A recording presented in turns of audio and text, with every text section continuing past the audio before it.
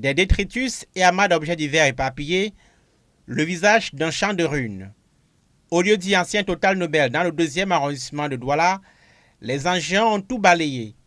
Un réveil brutal pour les commerçants basés sur ce site. Mon ami m'appelle au matin, tout le matin me demande que je vienne au magasin, qu'on détruit le magasin. Lorsqu'il arrive, je constate qu'on a volé toute ma marchandise. Même pour mes amis, même pour mon ami, on a aussi volé comme ça là. Il y a d'autres choses qu'on a soutirées. Si au moins l'État avait pris 3 jours pour nous avertir, chacun aurait dû retirer sa marchandise au magasin. Vous voyez comment on vient, un grand mercredi comme aujourd'hui, on vient pour vendre, on constate que tous nos marchandises sont détruites. Vraiment, où va le pays ici? Où va le pays ici?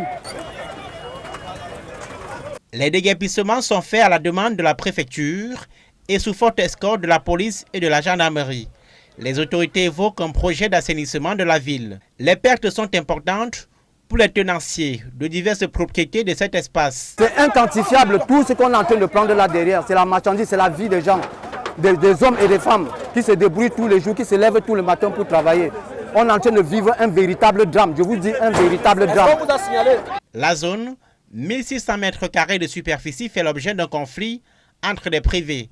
Les titres fonciers 1074 et 1075, dont les sieurs Abdoulaziz Konaté et Jean-Daniel Makosso sont propriétaires, ont été annulés en fin d'année dernière par le ministre des Domaines pour inexactitude des faits ayant donné lieu à leur approbation. Une décision sur laquelle s'appuient les autorités de Douala, mais décision attaquée en justice par les propriétaires des titres fonciers annulés et qui dénoncent vertement un abus d'autorité. Face donc à ce que nous avons jugé comme très certainement un abus d'autorité, nous avons saisi qui de droit, c'est-à-dire le tribunal administratif. Nous avons saisi le tribunal administratif, la procédure est pendante devant les tribunaux. Il n'y a pas encore eu de décision. Déjà, une procédure à effet de suspendre les titres qui ont été réhabilités a été introduite. Et une procédure au fond, puisque le ministre nous a répondu, bien évidemment en nous disant qu'il ne donnait pas suite à la réhabilitation de nos titres qu'il avait annulés. C'est après une 4e requête que le ministère des Domaines a annulé les 2 titres fonciers, objet du conflit.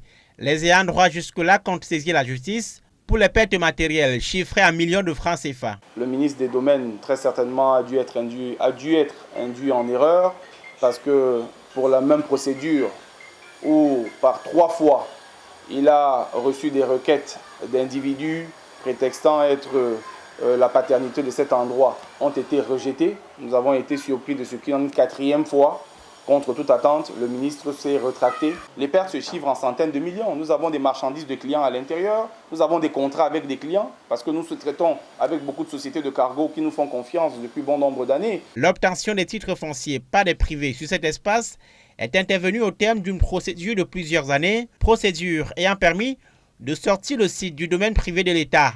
L'affaire est encore pendante devant le tribunal administratif de Douala.